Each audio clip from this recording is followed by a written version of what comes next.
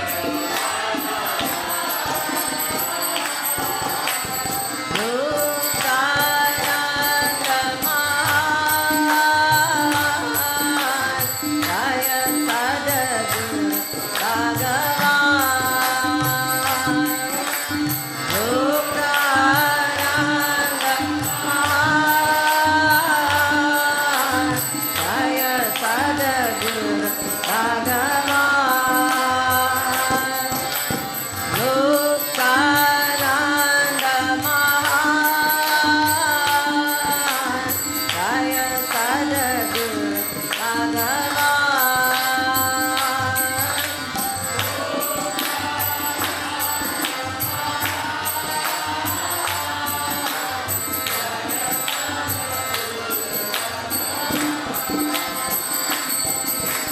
Jaya Sadguru Bhagavan.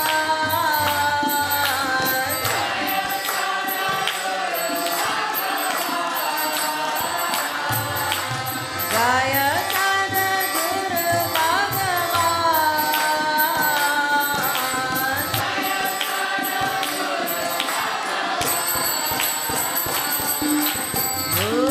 Muktananda Mahan. Jaya Sadguru Bhagavan. Muktananda Mahan. Jaya Sadguru Bhagavan. Muktananda Mahan. Jaya Sadguru Bhagavan.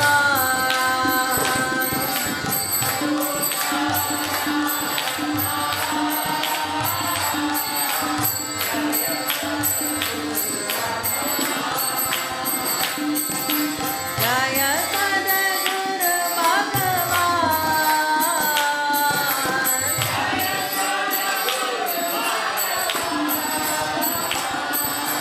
Jaya Sadguru Bhagavan.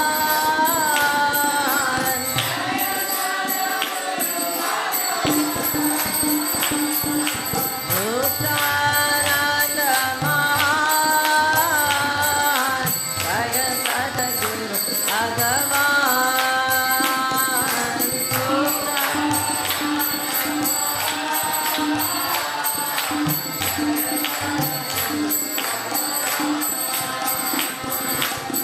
Muktananda Mahan. Jaya Sadguru Bhagavan.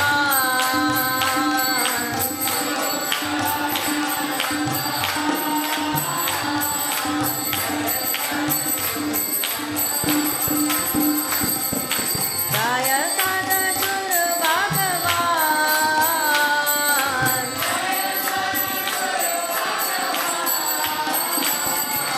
Jaya Sadguru Bhagavan.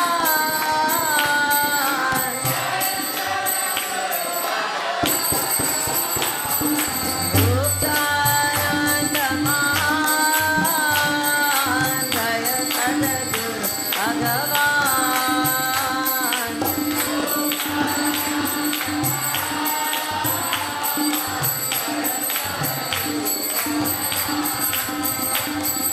Muktananda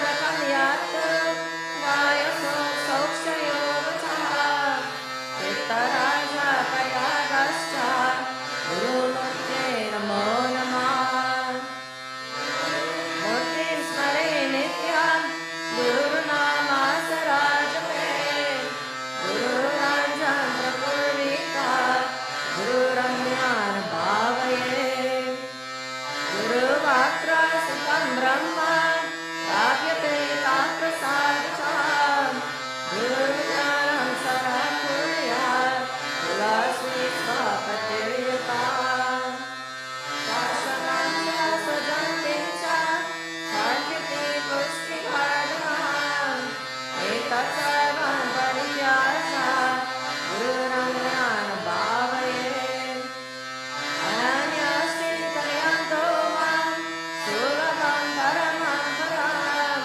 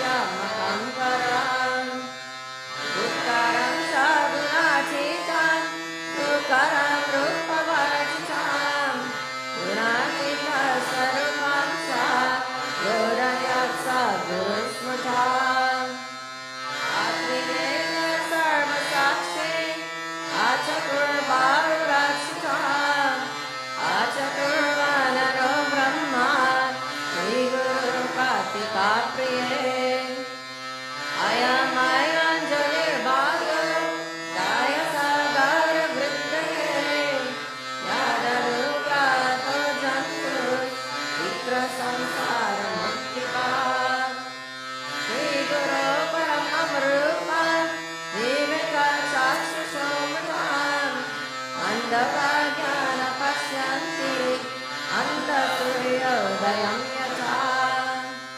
Srinakacharanadvangam Yasya Vishi Virajate Tajvedashe Namaskuriya Bhaktya Prati Vinam Priye Tajvedashe Sunatamanjalesha Arye Rakshityate Mukarito Marute Budesha Jagarti Atra Bhagavan Guru Chakravarti Vishwadaya Pranapara Nitya Sakshi Srinatari Gurutrayam Paramachin Vitatrayam Vedavam Siddhovam Matukatrayam Parayukam Gurute Kramam Mandaram Virandra Shatasrishta Sasti Navakam Viravali Panchakam Srimamali Mantra Rani Saitam Vande Guru Mandalam Abhyase Sakaleshu Dirgha Manine Yadi Kare Dushkare Pranayama Shapera Neva Karane Dukarmate Durjaye Yasmina Vidite Vinashati Bale Vayu Swayam Takshanam Pratum Tatsa Jam Svabhava Manishan Devanam Angurum Swadeshika Seva Sharira Chittanam Bhavevana Tasya Shivasya Chittanam Swadeshika Seva Chanama Kirtanam Bhavevana Tasya Shivasya Kirtanam Yappararenu Kanika Tapi Samsara Varite Setu Bandayate Natam Deshikantam Upasmaye Yasmatanukam Gava Maharadhyana Mussame Tasme Shive Shukiraya Namashavishya Siddhaye Parabhyam Savat Samsara Dhavanala Vinashakam Brahmaratre Sutam Durga Madhyasam Chandra Mandale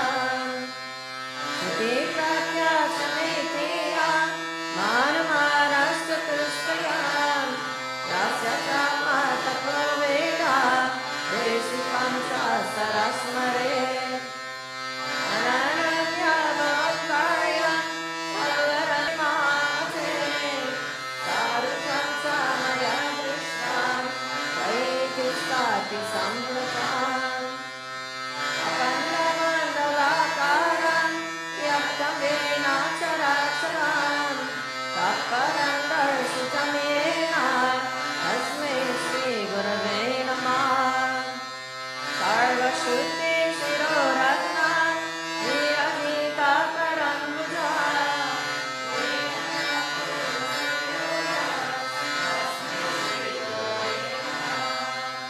Yasya Smaranamagena Jnanamupadayate Swayam Yadeva Sarva Sampraptis Tasmai Shri Gurave Namah Chaitanyam Shashvatam Shantam Yogavitam Niranjanam Naravidyukalachitam Tasmai Shri Gurave Namah Kavaram Jagamakshaiva Tata Chaiva Characharam Yaktam Yena Jagat Sarvam Tasmai Shri Gurave Namah Yana Shakti Sarudas Tattvamala Vibhushita Bhukti Mukti Pradatayas Tasmai Shri Gurave Namah Aneka Janma Samprapta Sarva Karma Vidayine Swatmajnana Prabhavena Tasmai Shri Gurave Namah Nagaro Rarikam Tattvam Nagaro Rarikam Tapa Tattvam Jnana Param Nasti Tasmai Shri Gurave Namah Manata Shri Jagannatho Madhuru Shri Jagadguru Mamatma Sarva Bhutatma Tasmai Shri Gurave Namah Jnanamulam Guru Murti Pujamulam Guru Param Mantramulam Guru Vakyam Mokshamulam Guru Kripam Guru Aviranarishta Guru Paramarisham Guru Parataram Nasti Tasmai Shri Gurave Namah Saptasagar Pariyanta Tirthasanadikam Puram Guru Apri Payo Bindu Sahasram Sena Gurubam Aruriste Gurustrata Guruste Nakashana Tasmasarva Payamena Srirupam Saranam Vrade Gurureva Jagat Sarvam Brahma Vishnu Shivatmaram Guru Parataram Nasti Tasmat Sampujaya Guru Jnana Vijnana Sahitam Ladyate Guru Bhaktitam Guru Parataram Nasti Deyo So Guru Margiti Yasmat Parataram Nasti Neti Neti Tiveshti Manasa Vacha Sacheva Nityamaradaye Guru Guru Kripa Prasadena Brahma Vishnu Sadashiva Samartha Prabhavaducha Kevalam Guru Sevaya Devaki Naragandharva Pittaro Yakshacharana Vinayoki na Jananti Guru Shushushane Vivim Mahangara Garbena Tapavedya Balamita Samsarapu Aravarte Bhattayantre Yatagata Amukta Deva Gandharva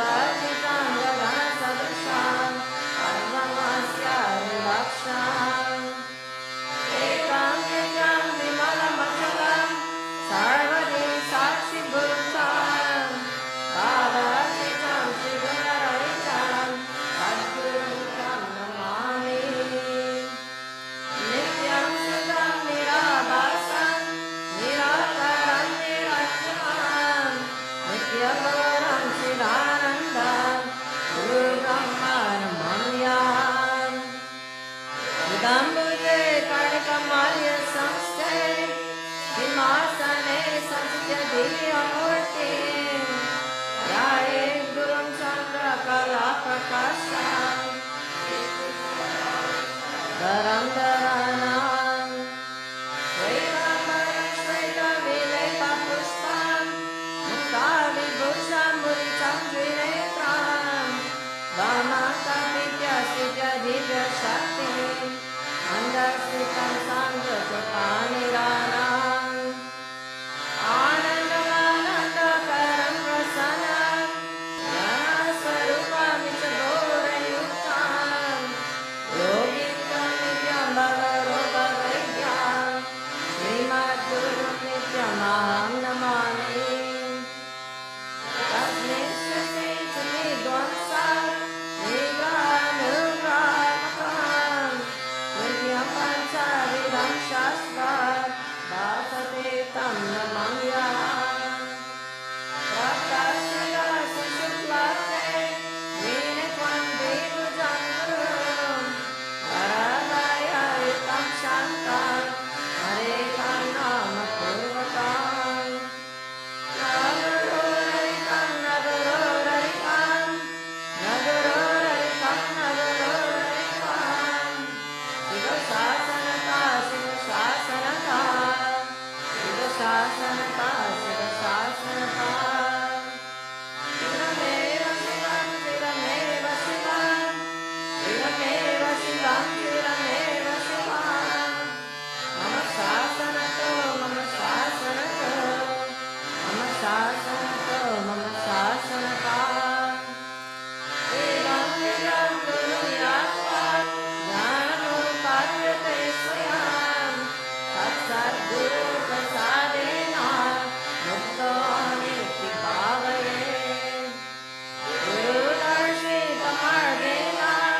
Manasurim Karaye Anityam Kanaye Sarvam Bhakti Siddhama Gocharam Eyam Sarva Sarupam Cha Jnanam Cha Mana Uchate Jnanameya Samam Kuryan Anyapanta Jatiyakam Evam Shiva Mahadevi Gurunindam Karutiyam Sayate Narakam Gauram Yava Chandra Divakaram Yava Kalpanta Kodehas Stavadeva Gurum Sare Guru Lokana Kartavya Vachando Yani Bhavave Kunkarena Vaktavyan Ragneshi Shaikatanchalam Guru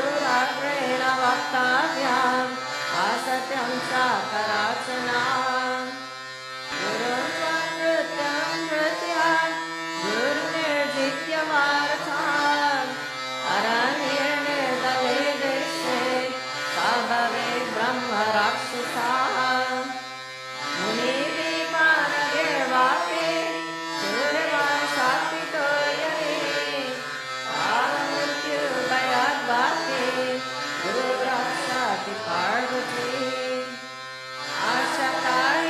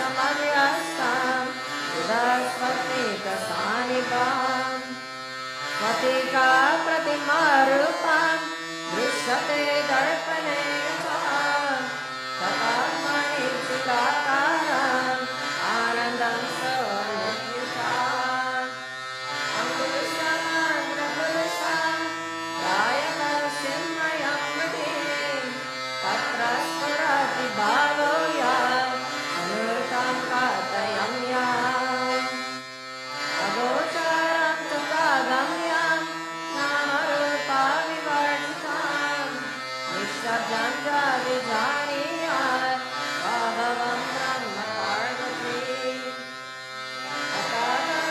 स्वभावेन कर्पूरकुसुमादिषु सिद्धोस्तारे स्वभावेन तथा ब्रह्मा च शाश्वतम् स्वयं तथाविदो भूत्वा सत्तव्यं यत्र कुत्रचित् चित्तब्रह्मारवतत्र ज्ञानं भवति तत्पुरुषाम् गुरुज्ञानं च ता कृत्वा स्वयं ब्रह्ममयो भवेत् अन्धकारे तथा रूपे मुक्तो नात्र संशयः श्रीपार्वती उवाच चन्द्रं किन्तु महादेव परं किं सामुदारतां रूपं स्वरूपं किं वेददत्यायि शङ्करा महादेव उवाच चन्द्रं कुण्डलिनी शक्ति परमं सामुदारतां रूपं बिन्दुर्तिज्ञेयं रूपदीपं निरञ्जनम् इदे मुक्ता परे मुक्ता रूपे मुक्ता वरानने रूपदीपे प्रिये मुक्ता परे मुक्ता नात्र संशयः स्वयं सर्वमयो भूत्वा परं तपं विलोकये परतरतरनन्यात् सर्वमेतं निरालयम् तस्य बालोकनं प्राप्य सर्वसङ्गविवर्जितम् एकाकिनीश्वरा शान्ता निष्ठते प्रसादतः लादं वा जलं लादं वा स्वभावबाहुलं च निष्कामेनैव भोक्तव्यं तदा सन्तुष्टते च सा सर्वज्ञा परमेश्वर देहि सर्वं मयोक्तं सदानन्द सदा शान्तो रामते यत्र कुत्रचित्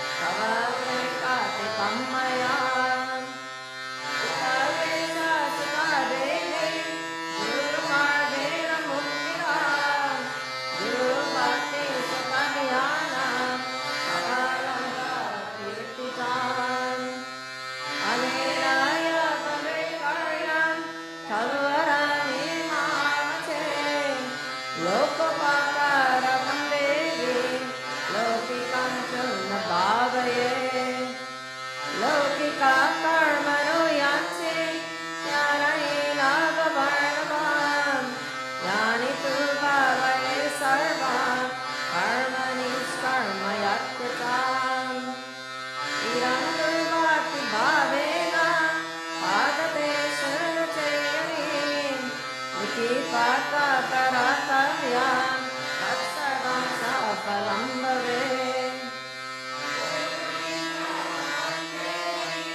पुरातनं मयोनितां भावव्याधि विनाशार्थं स्वयमेव जपे सदा गुरुगीताक्षरे कंस मन्त्ररसामिमं जपे अन्ये च विविधा मन्त्रा फलानान्ति षोडशी अनन्ताफलमं नोति गुरुगीता जपेन च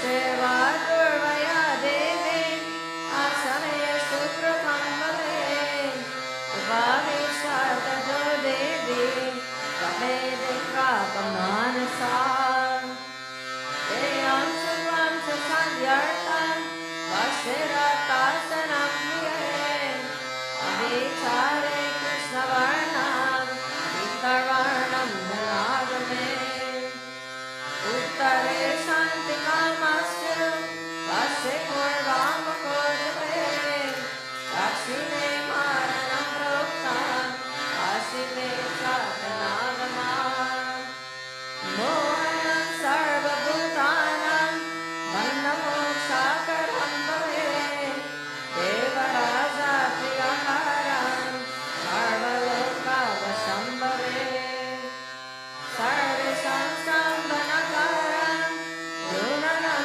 Savivardhanam Dushkarmanasanam Seva Dukarma Siddhambhave Asidam Sadaye Karyam Navagrahabayataham Dushvagnanasanam Seva Dushvagnapaladhayatam Sarvashanti-karam nityam Athavanyasa purushadam Adhuridavyam daram srimam Saubhagyadayakam sadam Ayurarogameshvaryam Putrapautramavardhanam Akamata Sivirava Lapam moksham navapnuyat Avedavyam sakamatam Labhate chanya janmani Sarva dukkam vayam vikhnam Nasayet saparadakam Sarva bhata prashanam Dharmaka kama mokshadam Ate kamam chantam pranoti nisikam Kamikasya kamadenu Kalpana kalpakarapa Sintamani siddhikasya Sarvamangalaparakam Moksha heturjate nityam Moksha seyanavakriyan Yogakamo jate yove Asya kama falapradam Kape chata sasorascha Jnanapadyascha Vaishnavam Sevascha Siridham Devi Satyam Satyam Na Samshayam Atakamya Jape Sanam Kattaya Nivaraname Sagareva Saritire Atavani Aralaye Sakirevalaye Noste Sarvarevalaye Achetadati Muneva Achetandavane Tata Ariteve Mahestane Nityanustana Chokiva Nivedone Namonena Kapamekam Samachare Samsane Vaya Bhumautam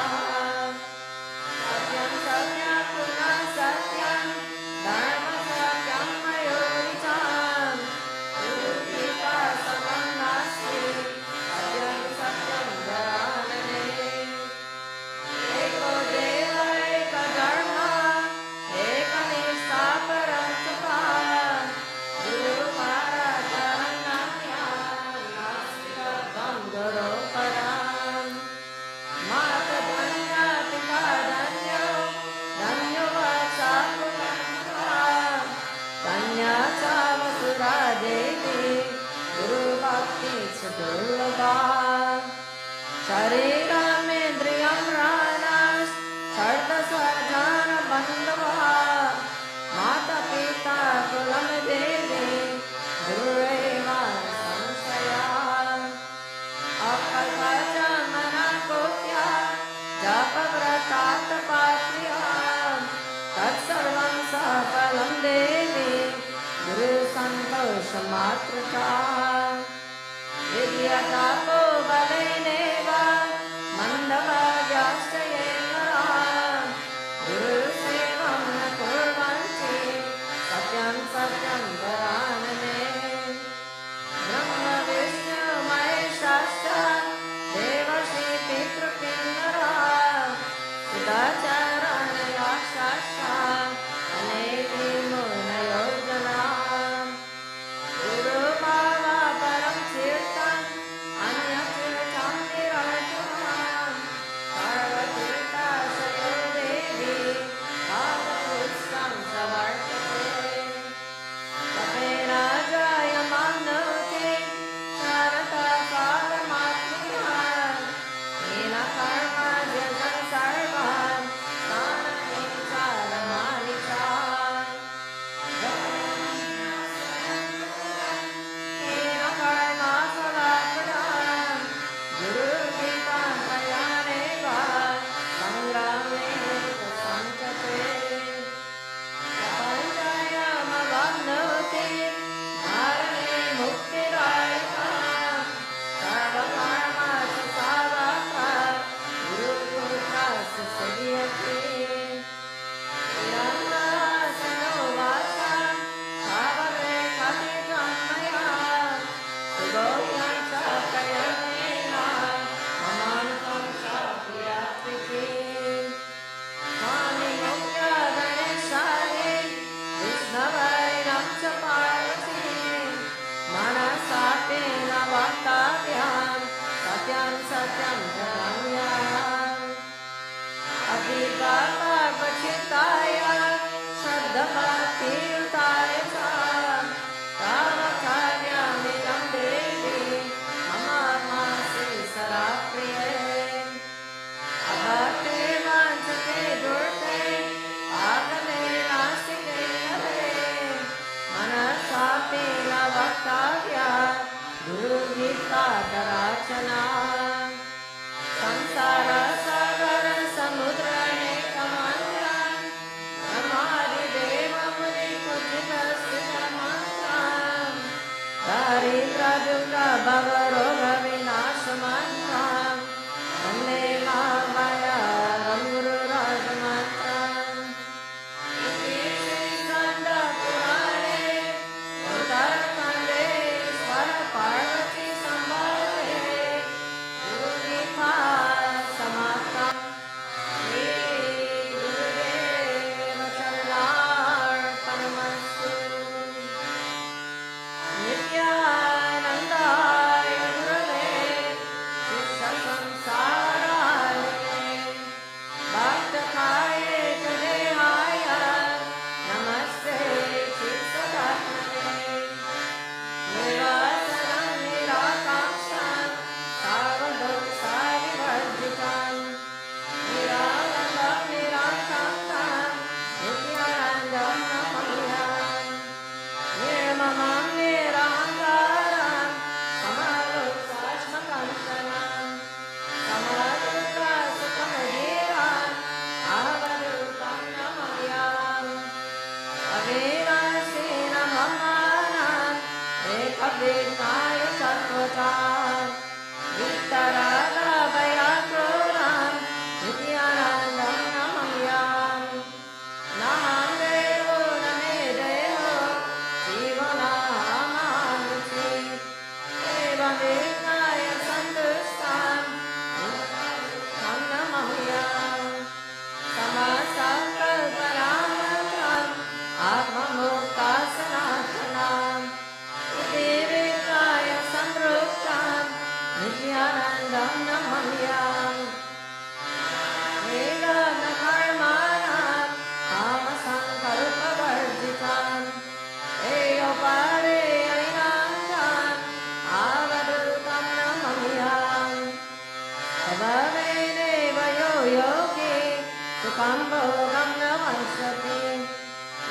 Satsang Nityanandam Namamyam Nevaninda Prasamsavyam Rasavi Priyate Manam Amapriram Amaram Avarutam Namamyam Nityam Dharmaravastayam Swarnavadyomatistate Nishintam Chinmayamanam Nityanandam Namamyam Yesham Nasti Priyam Nasti Nasti Asya Shubha Shubham Niradyana Vinantam Avarutam Namamyam Jaram Vasati No Yasu Jagat Santi Chinmayam Nitya Yukam Gunatitam Nityanandam Namamyam Yogi Darshana Madrena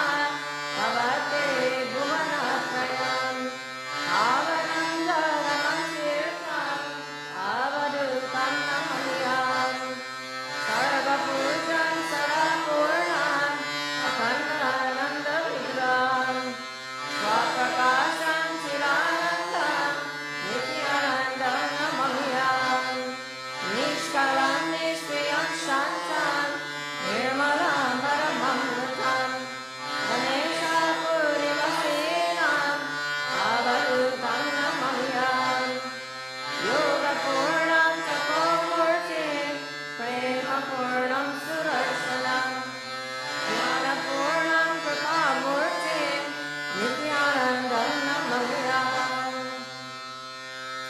Nirjana Satjana Bhuyat Sajjana Shanti Matriyat Shanto Mute Abandeyam Mukta Sanyami Mochaye Swasti Prajaya Paripalayantam Yaye Namarge Namaye Mahisha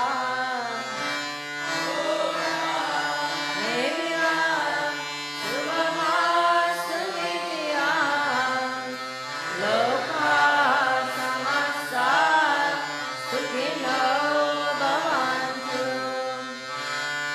Ave Varshatu Parjanya Prithvi Sashashalini Desho Yaksho Varaito Brahmana Santu Nirbhaya Sarve Bhavantu Sukhina Sarve Santu Niramaya Sarve Bhadrani Pashyantu Ma Kasyid Dukkhabhag Bhavet Sarva Sarat Durgani Sarvo Bhadrani Pashyatu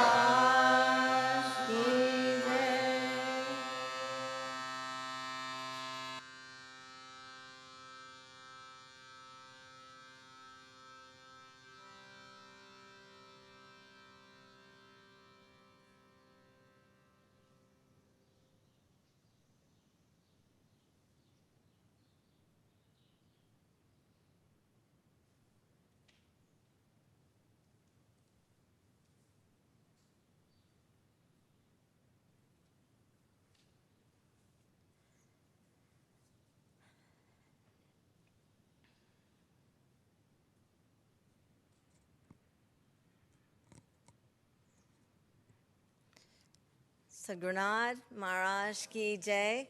Good morning, everyone, and welcome to Sunday morning Satsang here at Shanti Mandir, where we gather each week to enjoy group practice. Many of us may have an individual practice, such as Hatha Yoga, such as japa, such as walking with mantra repetition, or listening to Baba's Guru Gita, or Baba's Om Namah Shivaya while taking a walk on the property, or having a scripture that we read every night, like the Srimad Bhagavatam, or the teachings, or studying, or chanting, meditation, pranayama, whatever it is that we do individually. But the beauty of group practice and coming together as we do, it strengthens our daily practice, it deepens our daily practice, and it energizes our daily practice. So it's a wonderful thing that we're all very fortunate to be able to have here at the ashram every single week, each Sunday. And as Baba always said, it is with great respect and love, a heartfelt welcome to everyone. So we welcome all of you, and we welcome all of our live stream people online who are watching and joining us for the satsang. And today we're very fortunate. We have another interview of Gurudev's, and the interviewer is someone who is known to us here at Shanti Mandir Walden. Her name is Kelly Lodice. She is a mother, she is a wife, she is a Hatha Yoga teacher, and she's been affiliated with Shanti Mandir for over 25 years. So today I'm not sure what those questions are, but we'll enjoy about 1 hour and 5-6 minutes with her and Gurudev. So it should be very lively, I would assume, very fun and enthusiastic, given Kelly's nature. So we'll find ourselves, everybody can adjust their seats so that you can see the screen. We'll do that for, like I said, 1 hour and about 5-6 minutes, and then we'll go straight to Danya Danya Joda Se Joda, and then conclude our satsang for today with some announcements. So thank you all for being here, and enjoy this wonderful interview with Gurudev. Sadhgurunad Maharaj Ki Jai.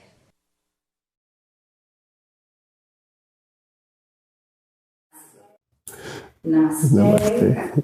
Good morning. Welcome. Happy Sunday. Disciples have come to gurus for thousands of years with questions, and there are so many sacred texts that have the answers and the questions. But I just wanted to add that the beauty of having you here, Guruji, your living presence, the opportunity that we have to ask you our questions, and then even if they're the same questions from sacred texts that have been asked thousands and thousands of times, your ability to offer us some wisdom for the here and the now is such a gift. So thank you. Thank you. And as the added bonus, many of these sacred texts have been written in Sanskrit, answering in English, right? Okay. So that's even a bigger bonus in our understanding. Thank you. So let me begin as a famous author, Lewis Carroll, says. Let's begin at the beginning. So let's start with our young people, our future leaders, and maybe some of today's leaders. My question to you, Guruji, starts with at this moment in time, what is the greatest advice or knowledge or wisdom or teaching that you think would be important to share with them with regard to their growth and their future right now? I would say that as parents and grandparents, we must always remember that a child will be a future parent and grandparent. So while we are raising them as in being a child and playing and having fun with them, I would say that instill values and thoughts inside them from when they are born. For example, in the Indian tradition, we have a ceremony at conception, which means that the couple, when they come together after marriage, they discuss with each other what they would like, there's a mutual understanding of the two people. It's not that the child is an accident, or it's not a byproduct as many people think of as marriage, but it's two people who have decided.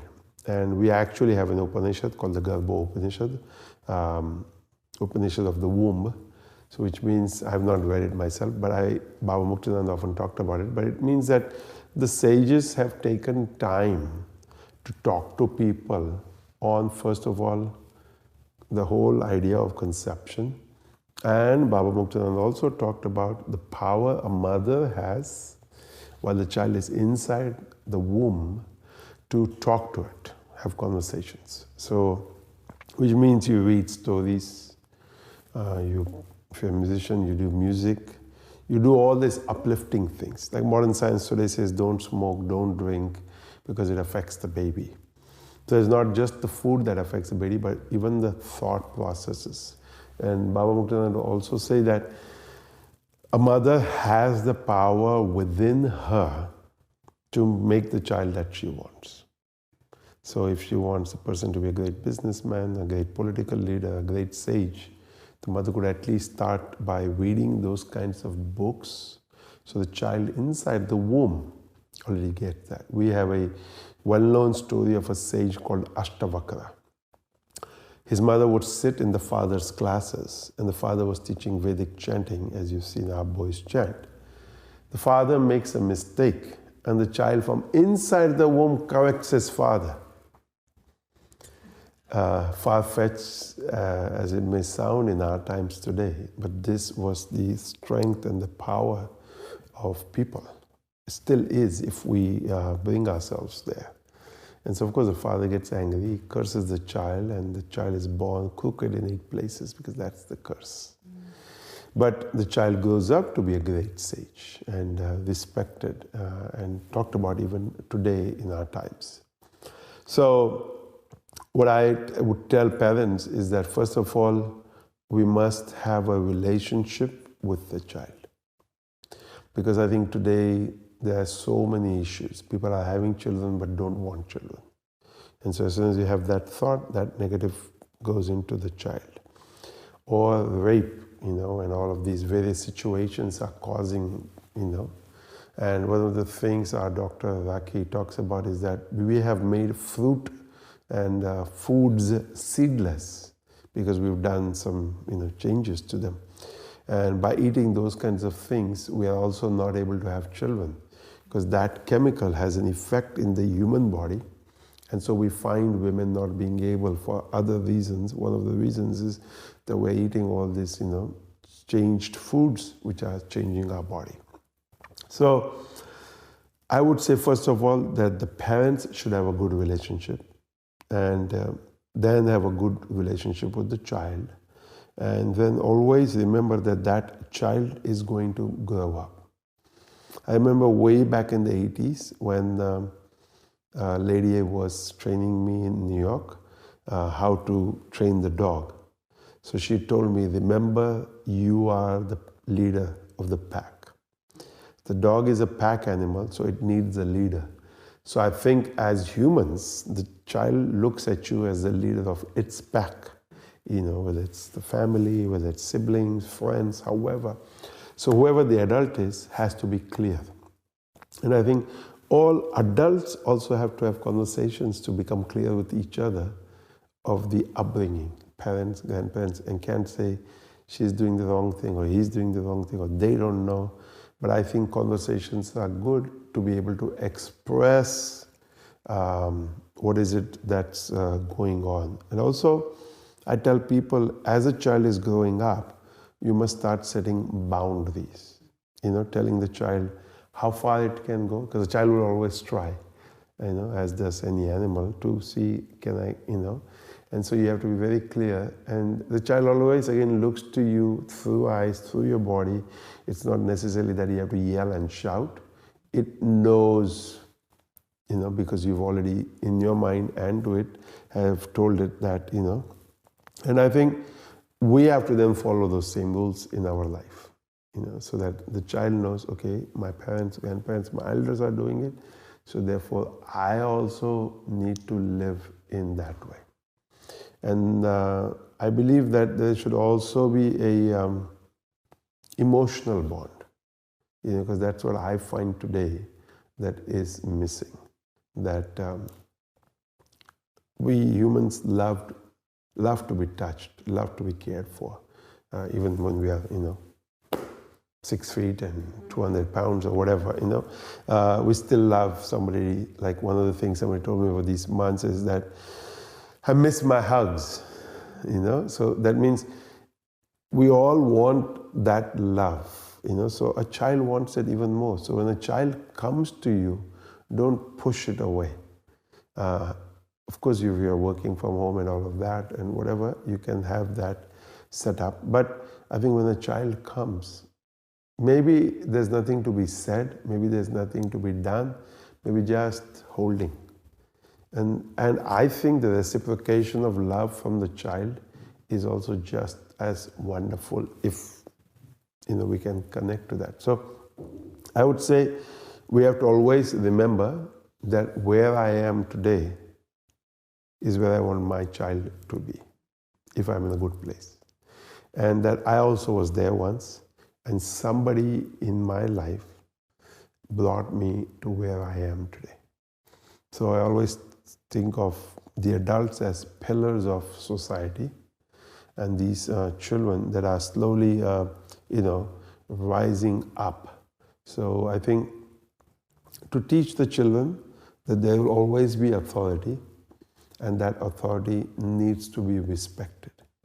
And hopefully the authority is also good, which is confusing today. But then I again blame parents and teachers that we didn't prepare these young people to become good human beings as they grow up.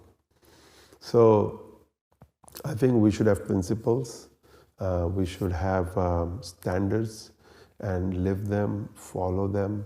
And I think automatically the children, I believe in the power of osmosis. Adults, children, animals, plants and trees, in our words today I would say vibrational. People pick it up. So if you have that vibe, then I think that will naturally be picked up. And what you will see is a wonderful human being that will, serve society in a positive way. I can't disagree. I agree with everything you said, and I think that as parents and as people, adults in children's lives, the job is an endless job. Because you are forever role model. Even if you don't have children, but your loved ones, you may have other children in your life that you are guiding, and you may not even realize. So Guruji, if you were speaking to the children themselves directly, and just wanted to share any piece of wisdom along the same road to just aid in their growth or to inspire them just at this moment in time, what comes to you that you might want to share to them? We have 100 and more boys that live with us in Magod. And it's a Sanskrit school, and now we also have an English medium school. So I find, of course, having been there myself, that you always want to break the law. As much as you want to follow the law, you also want to break the law. And it's not breaking the law because you want to go against it, but just because you think it's fun. Stand on the edge of something and you're going to fall down. And sometimes I think you have to allow that to take place. Not that the child will actually fall down. You pray, I pray always, that there is nobody so stupid amongst them, the children, who would push them, that there is no anger or violence or hatred in a child. And I think that's another thing that if a child feels that way, he or she should be able to talk to somebody. And if we see that in a child, I think we should address that. What is going on? What is it seeing at home? What is it seeing on television? And I would say to the children that talk to friends. And I think for all of us who grew up in the 50s and 60s and even 70s, I think we played with each other. And I was thinking that, like in Magod, we allow the children to run, get dirty, Of course, the laundry people don't like it, but it's part of life. Climb trees. My brother broke his leg, maybe the same leg, I don't know, 3 times. And of course, it angered my mother, frustrated her, because then he had to go into a plaster. Takes a month, and you have to be careful as a mother, then she has to watch, and all of those things that go with it. But I think, I tell people, if a child is not mischievous, then who will be? If a child is not naughty. Again, within parameters, within boundaries, not stupid. So I would tell the children, I would say, be young, be youthful, explore. And that's what life is about. It's always movement. You don't need to be. And I think what's happening today is we are just putting them in a room or in front of a television, and that's all. I also tell people, if you're going to have a child, bring it up, raise it. Don't just give it to a babysitter and say, here. Because, the babysitter doesn't have that feeling that you may have. You may want to hold it. The child might want to hold you. And I think all of this, affects the human psyche. So I would tell the children, love your parents, love elders, love your uncles and aunts, love the friends of your parents. And I also tell the children that if somebody is misbehaving, have the courage to tell one of the adults. And I would also tell the adults, if the child tells you something, don't deny it. Don't think my child or this child doesn't know what it's saying. Because I think sometimes we think that person, he would do or she would do something. Well, that possibility exists. So, and we don't need to go out and blabber it to the world. We can have a one-on-one with the child, we can have a one-on-one with the individual. And hopefully, I think sometimes I feel these kinds of activities are just, how would I say, the person trying to express or say something. And I think it needs to be handled wisely and delicately. So I would tell the children, be childlike, have fun with friends, conversations, write, read, play outside, see the sun, sometimes get wet in the rain when it's not cold, jump in the stream, and all these kinds of things. And then, of course, make sure you clean up after all of this. I think those are lovely reminders, and as you're saying that, it's almost reminiscing. It's kind of like old school values. Yes. And getting back to that and understanding that we're in an age of technology where the part of life is possibly being online somewhat, but tempering that with some real activity, some love, some touch, and definitely communication among all parties. That's a beautiful foundation, which kind of sets the stage for where we're going to go next in a little bit. So as these children and young adults and adults continue down their path, hopefully with the kind of foundation that you just mentioned, people seem to be searching for happiness. And sometimes they do that on the outside through relationships or jobs or their career, things that are kind of always moving and changing. So what do you think the key recipe is for happiness in life? I think that our scriptures tell us we actually are looking for happiness in the wrong place, because we're looking outside. We think that the relationship outside or the job outside or the activity outside is what's going to give me happiness. For example, in this country you have Disney World or Disneyland and all of those various rides. Sure, it's a lot of fun, I don't deny that. I've done it a couple of times. But once you realize that unless I am happy within myself, then this fun is just an external fun which I can have for a moment. But as soon as I get off the ride, then it's me again. So who is me? Who am I?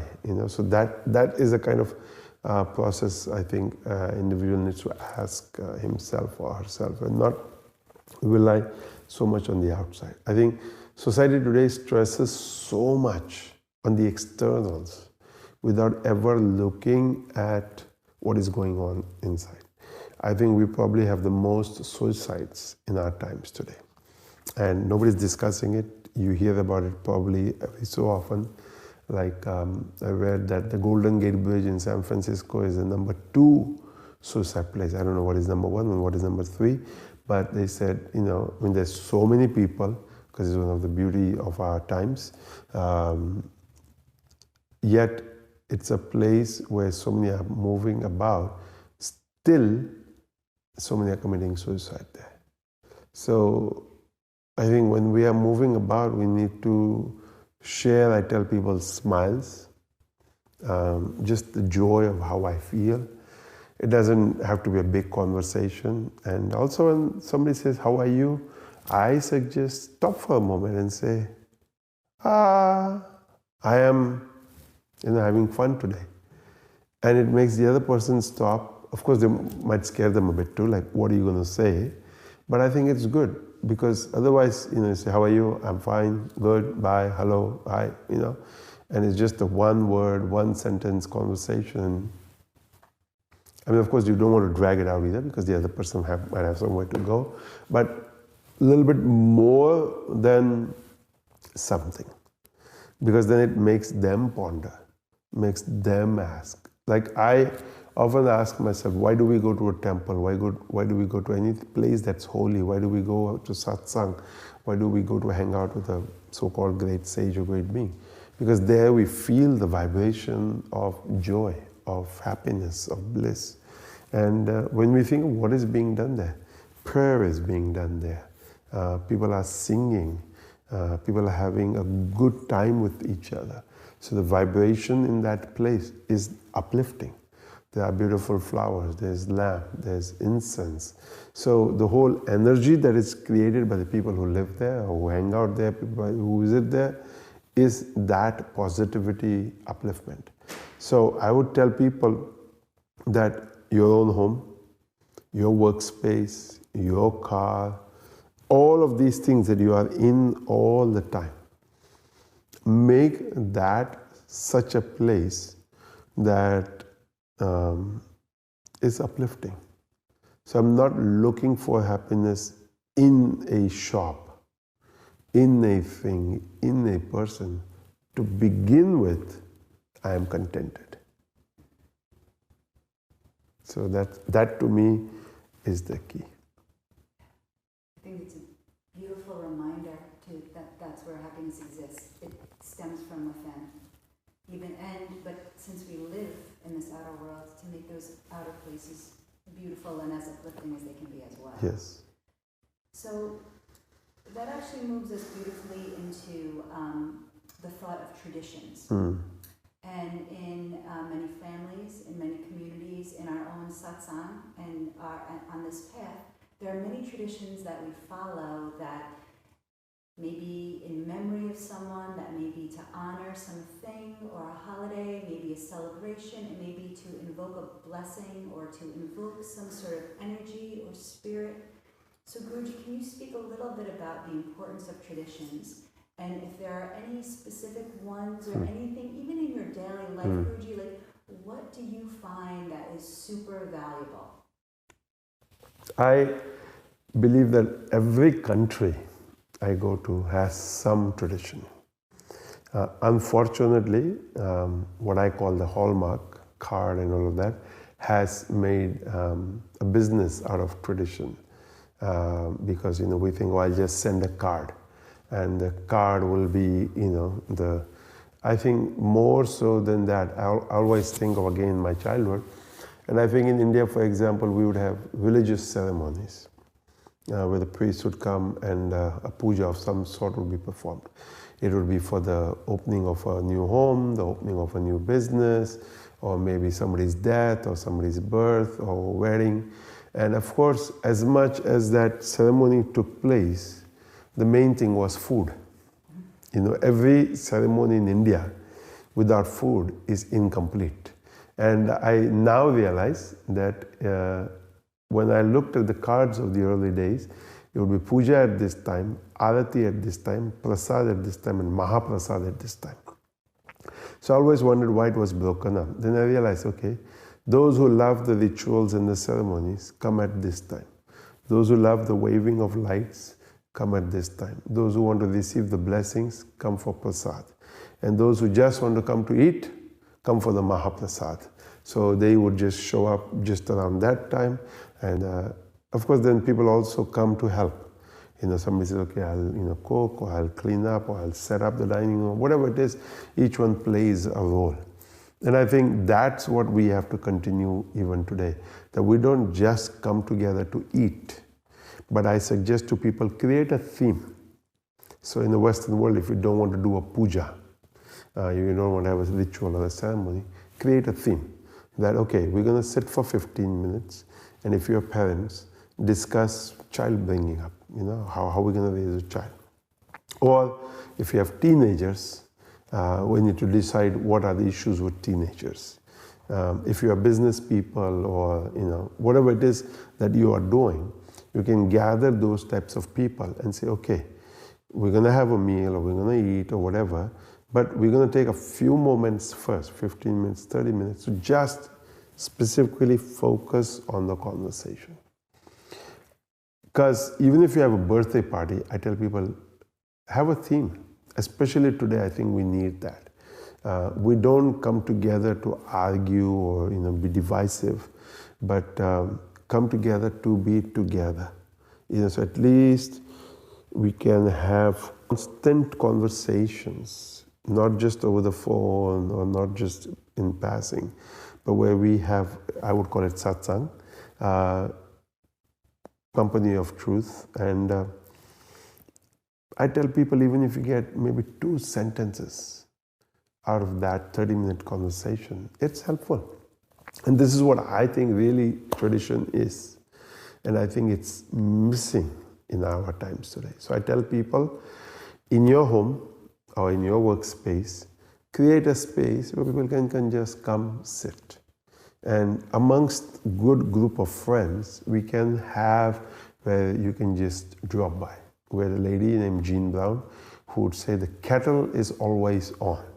Meaning you could just come in, have a cup of tea, and because she loved to bake, she had some cookies and cakes and stuff lying around. And which like my mother did also, you always had snacks on hand, homemade preferably. That as people came, you give them a cup of tea or coffee and a snack, and 30 minutes, 45 minutes, an hour, the person would sit and visit and hang out, and it was therapy in a way, I think.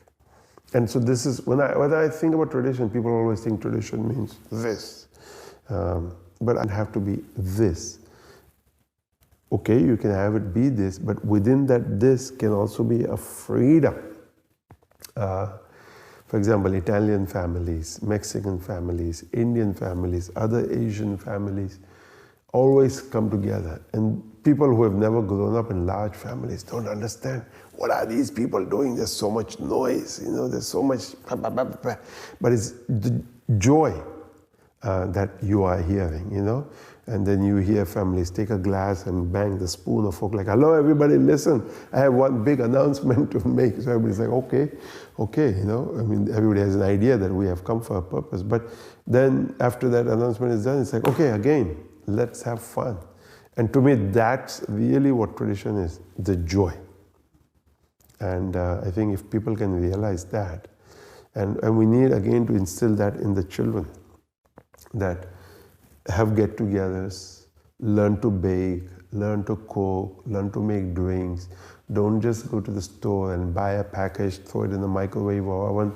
It's like, hey, look what I got. No, it's not what I got. It's just prepackaged food. And that's part of the problem of our society today, I believe, that we're eating too much store-bought stuff. Okay, once in a while, sure, it's a wonderful thing. And I think what also is nice, if you can find people in your neighborhood who cook at home, who bake at home, and you could go tell them and say, you know what, I'm having 10 friends come together, and they like strawberries, or they like blueberries, or they like bagels, or they like whatever it is that you like, lasagna. And they'll say, okay, the mom, grandma, whatever she is, you say, I would love for you to make this, and it's an income for them. It's that much less stress for you, but it's not just some company machine that has made it 10 months ago and you are buying it. This is something that's been made, delivered to you, and everybody's like, wow. So that, to me, when I think of tradition, other than all of the traditions, that is the tradition. So when you ask me what excites me every day, I love ashram life. It's what I've lived, and people have asked me sometimes, what do you love it the best? And I say, I love the ashram. And they're like, why? You don't understand my question. I said, you don't understand my answer. I said, the ashram has a routine. You wake up and you know from morning through the day till at night what it is. So 3 times a day you will hear the conch, you hear the bells, you know that singing, chanting is going on. You can go and participate, you can go and sit. Of course, you sing, you benefit, but you can just take in those vibrations. Meal times are again together. So that's again a ritual. So the temple is a ritual, the meal time is a ritual. So at least 6 times a day, I tell people whether I like it or not, I have to meet those people whom I get along with or don't get along with. So as normally in a society I can avoid them, I said in an ashram I cannot avoid them, because at some point we're going to run into each other between the temple, food, and maybe just walking around the space. So I need to resolve that, whatever it is, that's inside.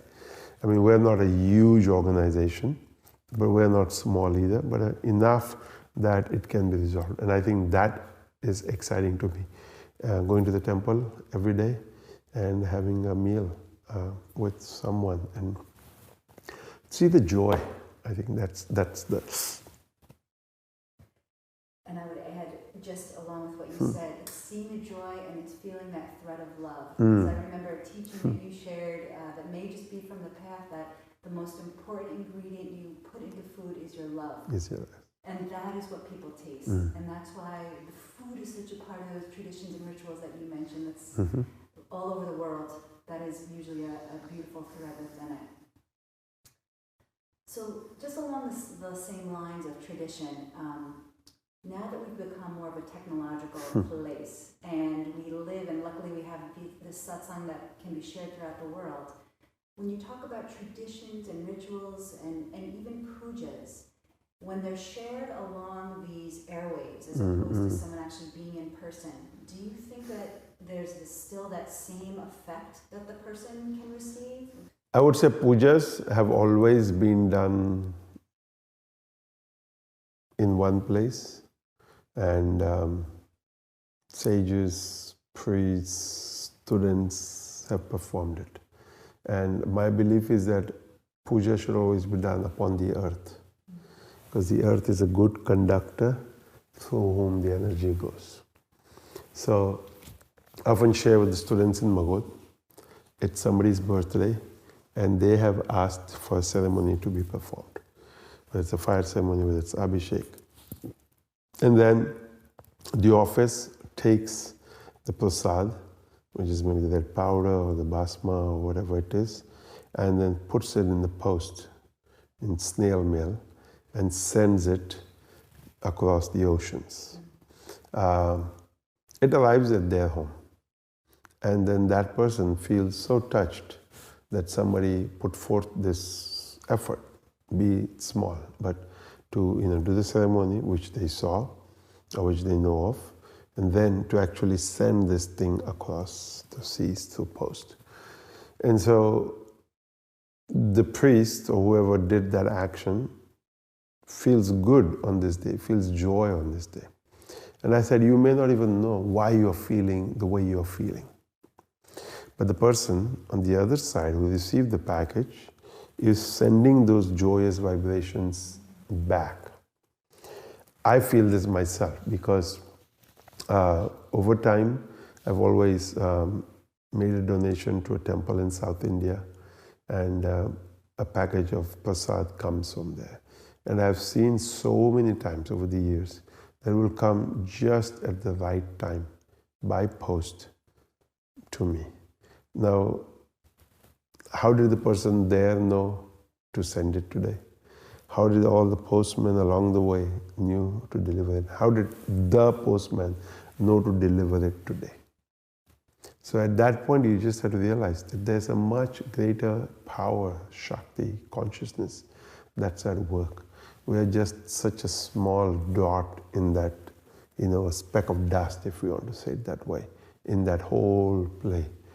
So when we think of the word surrender, and I think that's what it really is, you just surrender to that all-knowing power, energy, and just trust that all I have to do is will and make the action take place, and the rest you just surrender. And often on Bhava we heard the word swaha, because that's what the priest does when he offers into the fire. So when people will sometimes do something, they say swaha, meaning, okay, I let go, I offer. And then through the cycle of life, it appears and you're like, wow, perfect. But that requires trust. Thank you. I think that what you've shared also harkens back to, as we were talking at one point with old school, that these traditions, these rituals, these pujas have been going on for so many years, and that beautiful love, joy, energy has always somehow floated beyond just that space on earth where the action is being done. So when I mentioned online, it seems as if it's always been prior to online, it's been happening that way, and it continues. So let's move a little towards karma, which can be thought of simply cause and effect, action and reaction, and just with my very limited knowledge of it here, it can be hugely complex. So, Guruji, can you share with us in regular terms what you think the essence is about karma that we should know, and also, because as we've mentioned, we're a global community, and there's something called group karma. Can you also talk a little bit about that and where our responsibility lies? Well, first of all, I'd like to tell people that don't get confused about this whole concept of karma. If we realize that what I have done is what is bearing fruit, but as it's bearing fruit, I have the free will of how I'm going to react to that particular situation. It's action I've performed which is bearing fruit, and I had a reaction then, I have a reaction now. How I had the reaction then is how I am bearing fruit now. And so as it's bearing fruit now, I have the choice again of a reaction or a response. So how I react or respond then will decide the future course of that action. So when two people meet, there's an exchange of words, there's an exchange of energy, exchange of so much that happens. So now how I handle that situation, or how both of us handle that situation, is up to us. And while it's the unfolding of karma that we have met, whether it's friends, as a couple, as siblings, whatever, how we handle the unfolding is what is important. I could get angry, I could get upset, I could get happy, I could have an understanding, I could have a moment of illumination. And all of these factors are at play. Maybe sometimes all of them at the same time. And so, while we might think, oh, life is unfair to me, but I don't think life is unfair to you. It's just you are unfair to yourself. Instead of accepting that all of this is something I have done, and therefore this is the fruit. So now I need to shift and change. So I would tell the person, stop whining, stop crying, and now start to take responsibility, act responsibly, and start looking at the situation and realizing, I have been this one way all this time, and I could shift that attitude. I could shift that perception. So it's a combination, I would say, of study, of contemplation, of conversations, of watching, observing. Like I tell people, I don't know if you can do it nowadays, but in the early days you could go to the mall, you could go to a crowded place where there was lots of people and start observing human beings. and start observing the actions and reactions and the faces and all of that of people. That could give you an idea of karma at play. Because people know each other, people don't know each other, people maybe mistake somebody for somebody. And if you become a witness in that moment and simply observe and begin to think of what do I like, what do I not like, how should I be, how should I not be, and then come home, come to work, come to wherever it is, and then now start observing yourself. How is it that I am reacting when somebody does something I don't like? And so slowly, as we begin to understand this whole concept of, every action is a reaction, and every reaction then causes further reactions. So I tell people it's like gardening. You have the main plant growing, but then you have weeds. And then you have to weed out those weeds. So we have the main life going, but along that we have weeds. We have unwanted things. So oftentimes we get caught in the unwanted and we forget the main thrust of life. And so when we forget the main thrust of life, then we waste so much time in this nonsense. And sometimes 10, 20 years have gone by and you go, what did I achieve? What did I get? And you realize nothing. And then you think, God, but why do you say God? You are responsible for all of that.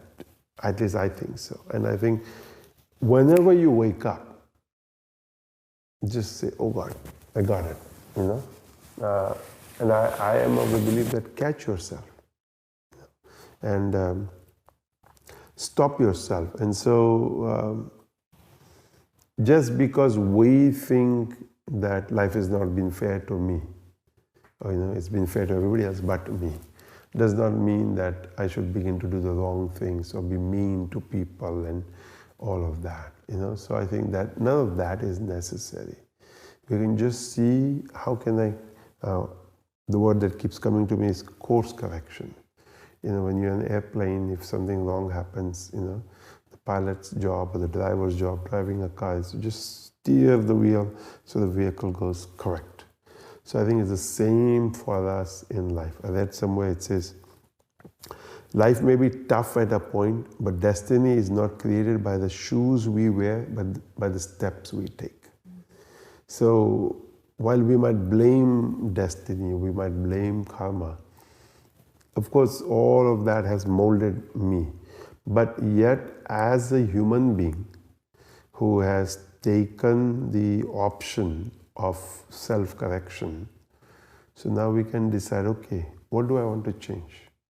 How do I want to recognize the issues of my life? Whether it's my insecurity, whether it's my arrogance, whether it's my anger, whether it is my habits to lie, always maneuver out of a situation. Like at least begin to look at this. If a family member, if a friend is telling you, stop that.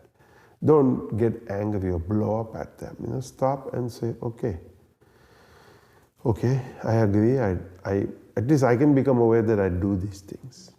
So I always tell people the very first thing is my own acceptance of how I am.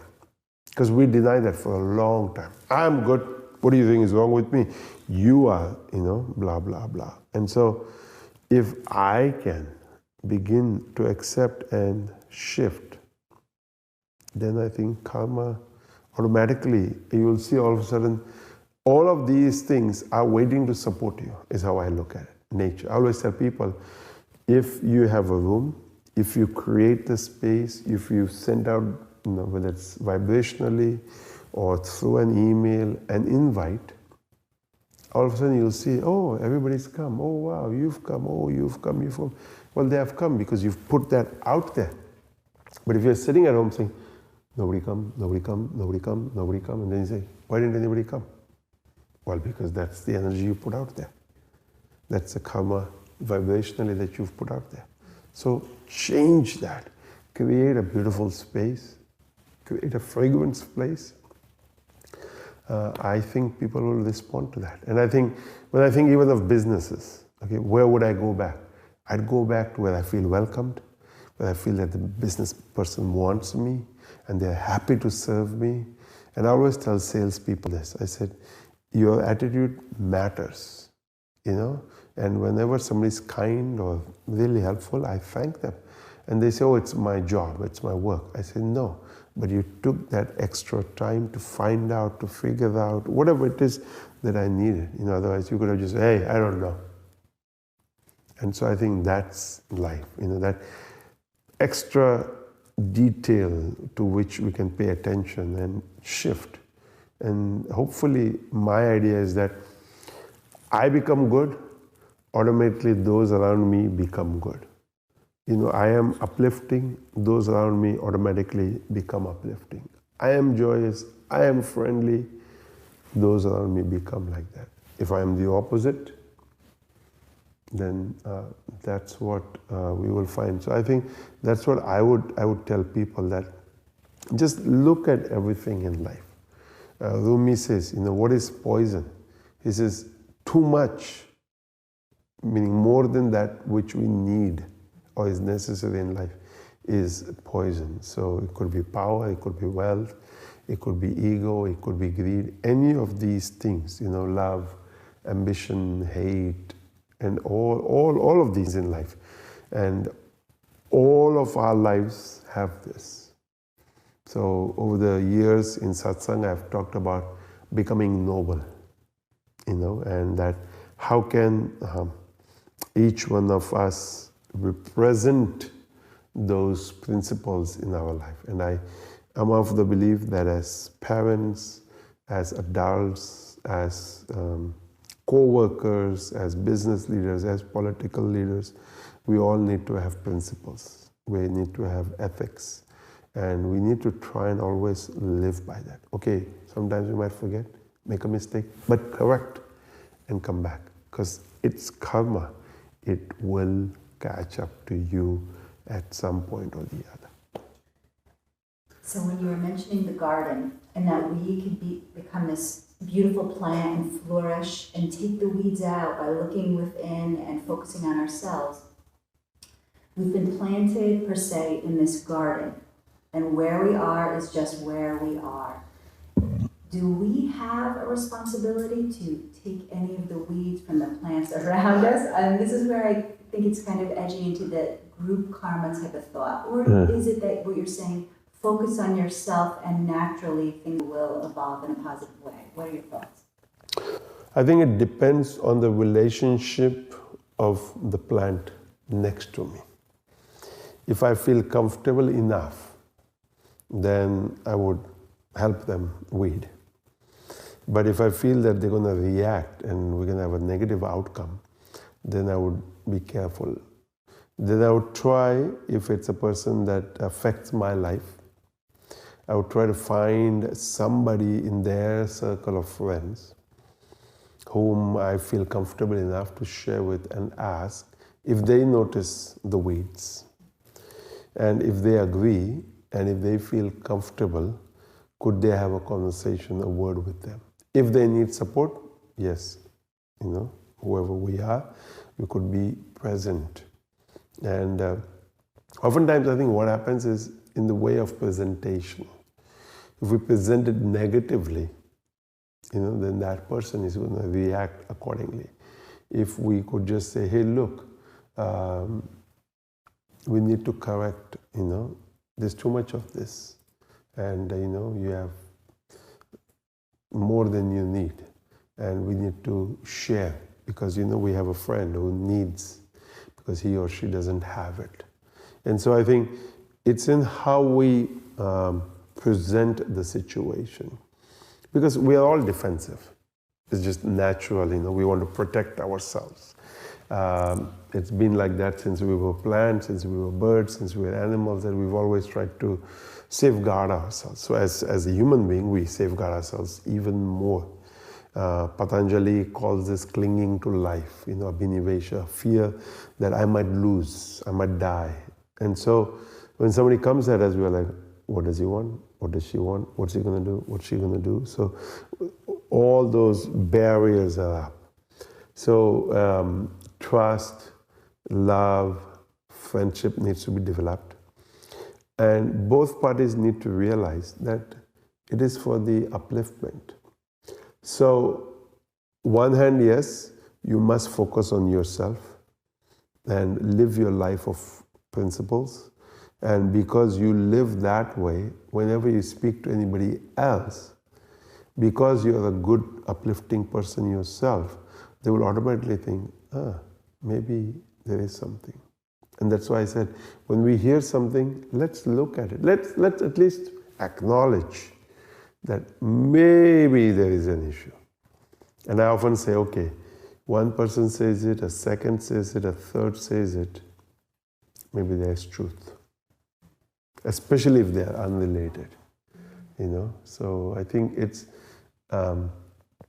the subtleness within me that I have to awaken in a relationship, in a conversation, in a friendship, to know that, no, that person doesn't mean to hurt me, but wants to help. And I think society today has become like that. I'm sure when even in the US and other countries around the world, back again, 60s, 70s, even 80s, parents were allowed to correct other children who were not their birth children or blood children, but friends of their own children. At least in our times, it was possible. And I share that sometimes I'd come to my mother and say, his or her mother yelled at me, so now you yell. And my mother would say, why? And I would say, just because they yelled at me. And she'd say, no, you must have done something. It was just understood. And so if that trust could be restored today in our society, with friends and with parents and with family, that, it's not necessary that they have an agenda. Sometimes maybe they do, it's okay. But even that agenda could be useful to me, I feel.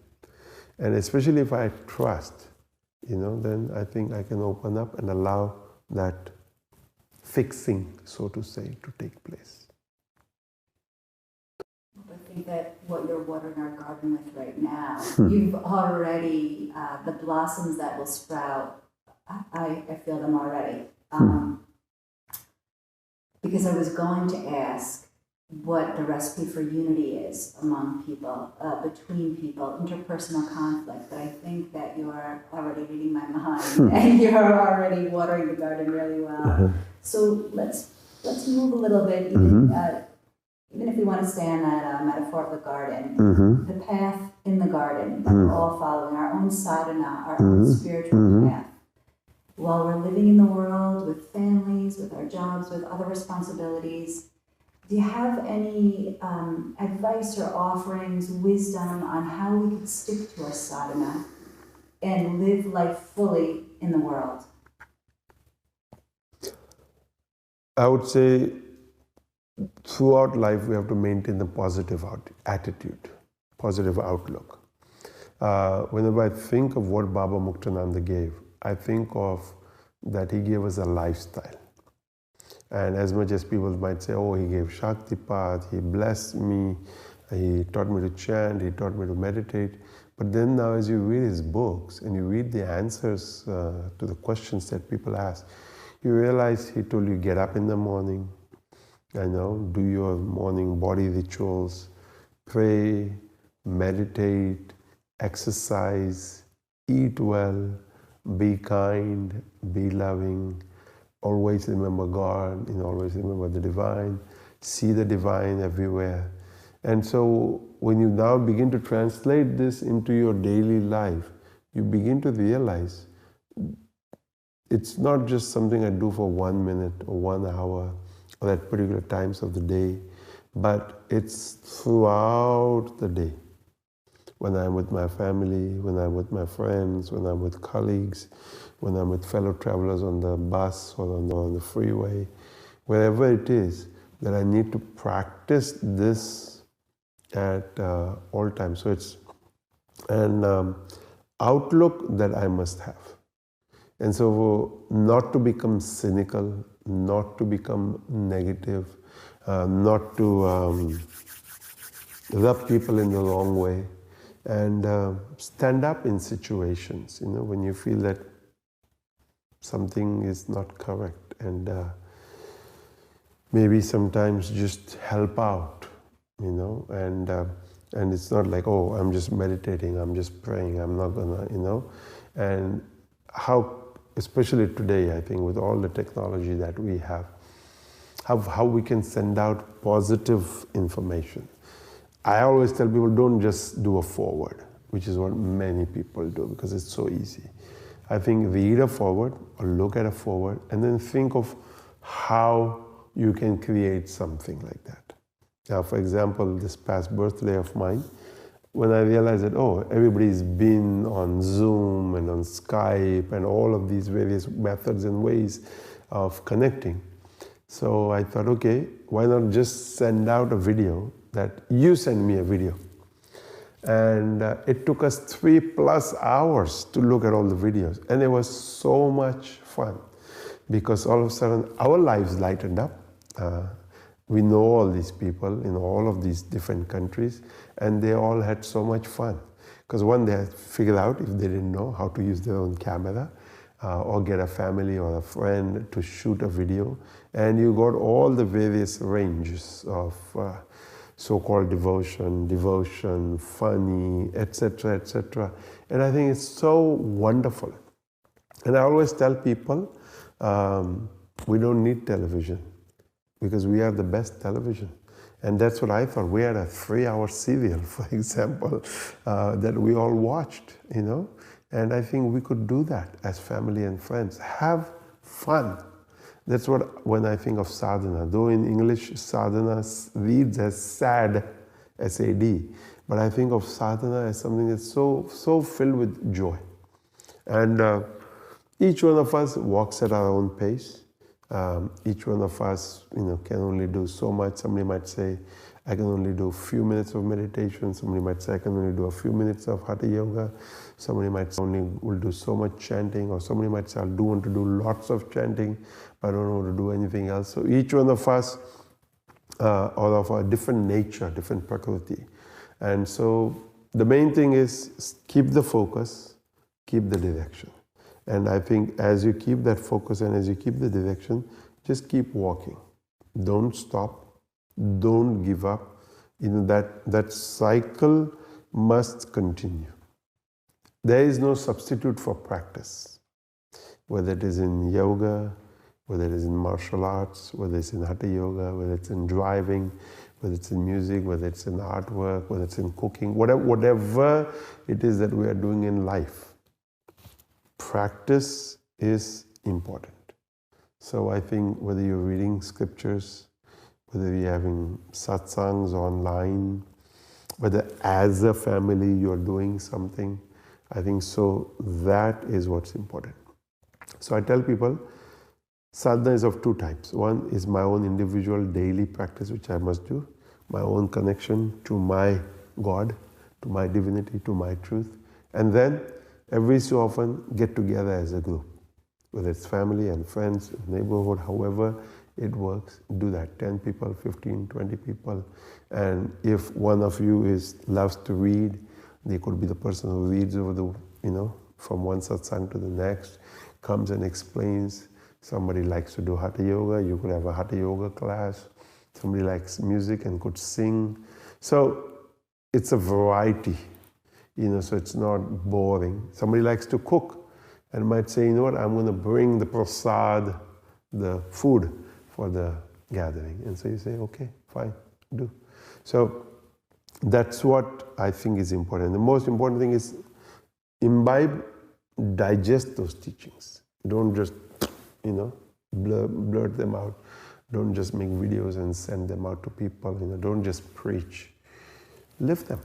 And I think as you live them, first of all, you'll feel the best because it's live within you. You'll feel it all. Second, those around you will say, oh, good. They would love it because that positive vibration is there. Then, of course, the circle's out there. I think that's to me is what I would say in always and even today that sadhana is. Yes, it is.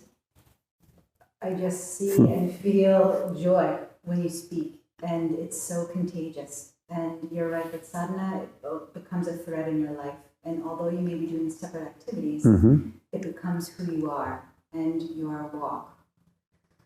So, in our practice, in our lives, in our journeys, loving our lives, loving where we are and who we're with, sometimes that little bubble of attachment comes up.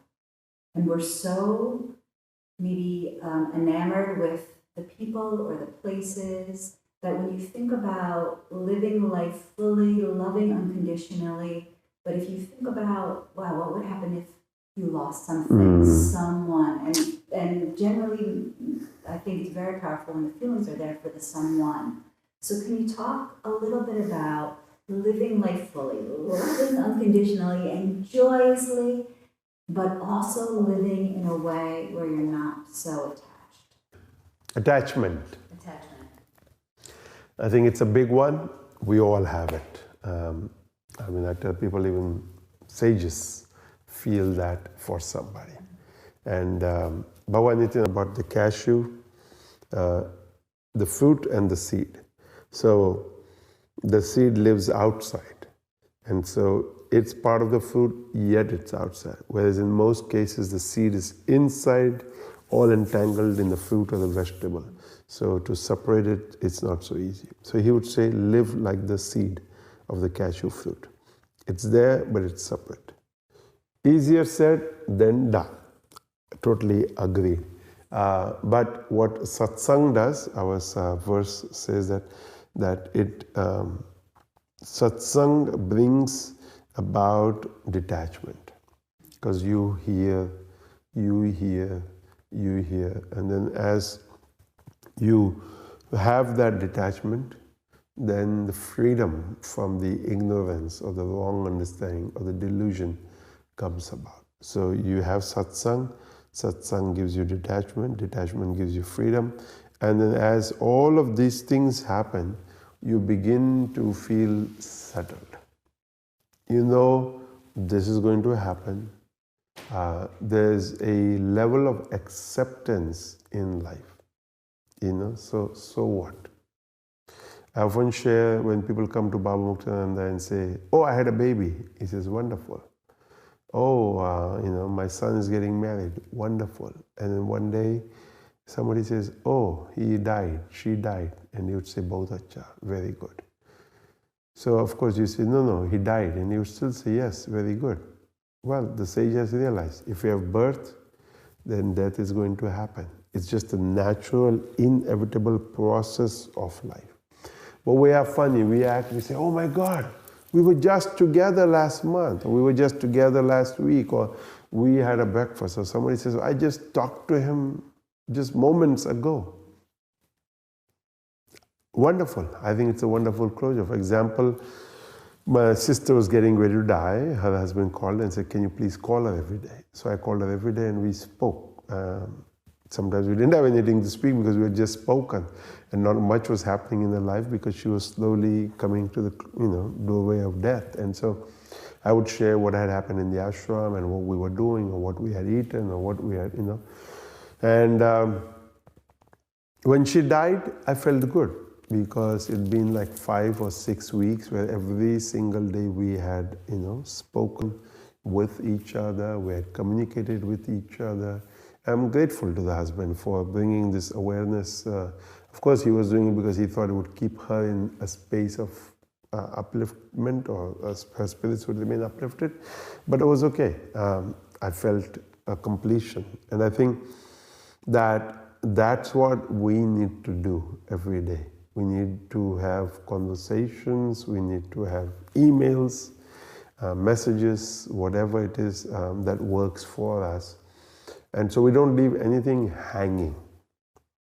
So whenever the person goes in 10, 20, 30, 40, 50 years, you feel complete. And I think that's what it is. And we get caught up in funny things. I read a very funny story. A person wrote that when he was 9, his father took him to a funeral. And he knew who had died. And then all of a sudden, this other person comes up to him and touches him and says, I'm also sad, that he died. And he looks and he goes, wow, this is the person who died. And then before they go, the father takes him to look at the body. When he looks at the body, he sees the person who just spoke to me is the person who died. And he said, years go by before he finds out that he had a twin brother. And the reason I say this story is because when I read it, I was like, wow, interesting. He would have found out then, it would have resolved the issue. Was it a ghost? Was it what? But it took him 10, 20, 30 years. So I think sometimes in life, this kind of things happen. It causes a strange thought process in our mind. And so if we go to resolve it, and I think that resolution also creates detachment. Because what causes attachment, I think, is the wrong understanding. Of course, we think it's love, it's all of these things. But really, it's all of these misunderstandings that, because again, I think sometimes, what is an attachment? An attachment is nothing but karma that has come to work itself out. People we didn't get along with in the past lifetime, God has said, okay, come together. Be husband and wife, mother and father, or whatever it is, a child, and just bash up, And when you begin to realize all this, you say, okay, this is my teacher who's come from the last lifetime. I didn't learn it then. I better learn it now. And so when all of these realizations happen, you have to laugh and you have to say, what am I getting caught in? What is the attachment, really? And so what Satsang teaches is that let life just flow. Let life just move. And as you allow the movement, as you allow the flow, it's just a cycle. It will just continue, and you allow the forward movement of life. And I think as you allow the forward movement of life, things move along. And I think what I've told myself is that what I want is good relationships. I want healthy relationships. And it's up to me to make it that way. I don't think it's always dependent on the other person. And how the other person is, that's their choice. I'm going to make them laugh. I'm going to make them have fun. I'm not going to make them have a great time. And I cannot help it. I cannot do anything about it. So they are in my life. They are part of my life. And I can only try as much and when possible. Whether it is serving them a cup of tea, whether it's picking up the trash after them, whatever it is that needs to be done. I'll do my bit, I'll do my part, because karmically we are together, so there is this attachment in that way, whether we like it or not. Like I look at life, for example, I've been doing this now for plenty of years since Baba left his body. And I think, okay, all these people are somehow, whether through Bhagwan Nityananda, whether through Baba Muktananda, however, we're all attached. There seems to be some connection. So either I can enjoy the connection, have fun, uplift myself in the process, uplift the other person in the process, or I can sit back and be filled with fear. The choice really is mine. How I want life to unfold.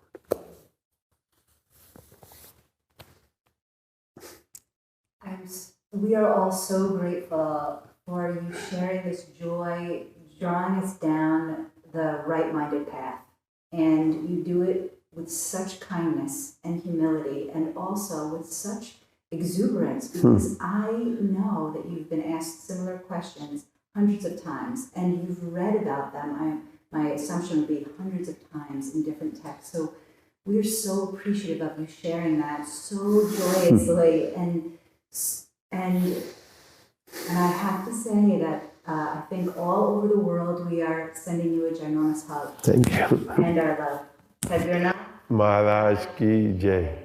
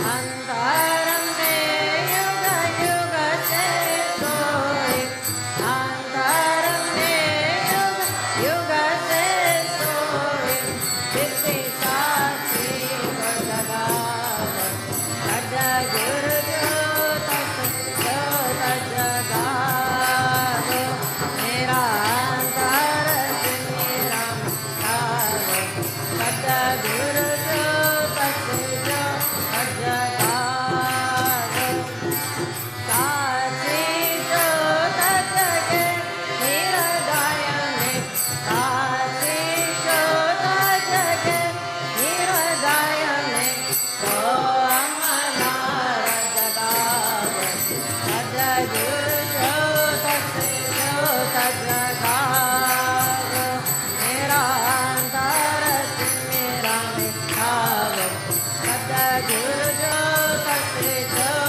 जगावे, जीवन मुक्तानंद विनाशी, जीवन मुक्तानंद विनाशी, शरणन शरण लगावे, सद्गुरु ज्योत जगावे, मेरा अंतर मेरा मिटावे, सद्गुरु ज्योत जगावे, ज्योत जगावे, सद्गुरु ज्योत जगावे, मेरा अंतर मेरा मिटावे, सद्गुरु ज्योत जगावे, त्वमेव माता च पिता त्वमेव, त्वमेव बन्धुः सखा त्वमेव, त्वमेव विद्या द्रविणा त्वमेव, त्वमेव सर्वं मां देव देव,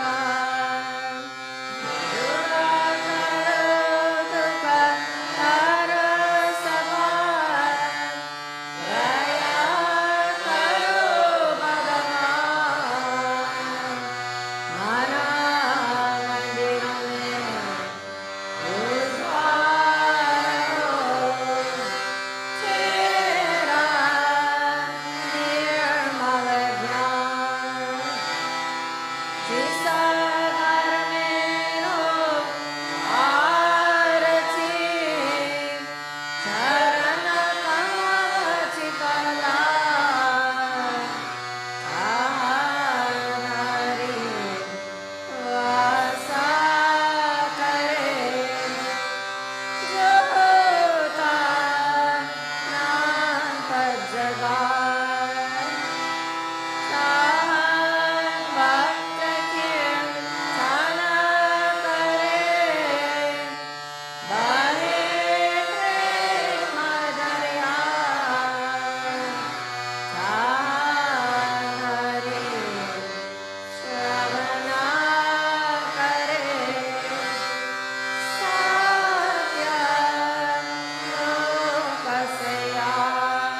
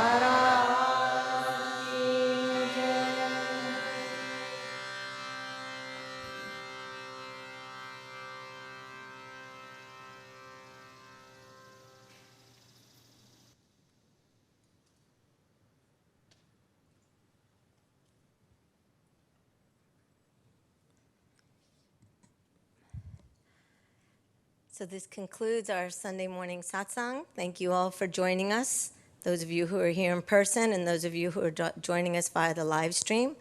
So what's coming up? This upcoming week, we move into our Guru Purnima celebrations. So in doing that, I thought it would be nice if all of us begin to start to contemplate the glory of the Guru. That is the topic of the intensive, and Gurudev will be speaking to that at the end of this week on Friday when we have our intensive here. And also the Guru principle, the inner Guru, the outer Guru, anything that talks about the Guru, Guru's grace, what has it brought to our lives? What is it, how is it that we can't truly, to live without it, what life would be like? As we contemplate and we read in the news and all of that and all that's coming forward right now with our world, and we see today in today's headlines, I think it was all about the floods in Germany. It's about the heat on the West Coast. It's about the heat and the fires and all of that that we're coming across. Truly, what is it that we need to do to anchor ourselves in the midst of all of this? How does grace and the presence of the Guru, the teachings, the wisdom, what is it that we can do to continually imbibe that and then be able to spread that and share that with the planet, with the environment, and with all that we see happening? If we don't start to anchor ourselves within all of this, we all got our prelude to all of that with the pandemic, but just to see what is it that we can do to steady our own flame. And as I always say, we watch the lamps and we watch the flame that's there, and usually there's a steady, still flame, and then every now and then you start to watch the flame flip, and we can use that as our own metaphor for ourselves, for our own minds, and that we have to keep fixing that wick. We have to keep removing that which is already burned. We have to remove the wick which has already become black, which is making it go higher and faster, and then bring it back to that steady flame once again. So may we learn to do that within ourselves, and by becoming embodiments of that, be able to help with all that we see going on in the world. And when we steady our own flame, then that gives us the ability to help and assist others at the same time. So we have Guru Purnima coming up. So on Thursday evening here at the ashram at Walden, we'll be having a lovely welcome dinner for everyone who's arriving and all of the visitors on Thursday night. So anyone locally is welcome to join us as well. That'll be Thursday down by the stream. And then on Friday, we'll have our in-person intensive here beginning at 10 o'clock a.m. until 4 p.m. So that's on Friday, July 23rd. That is our full moon.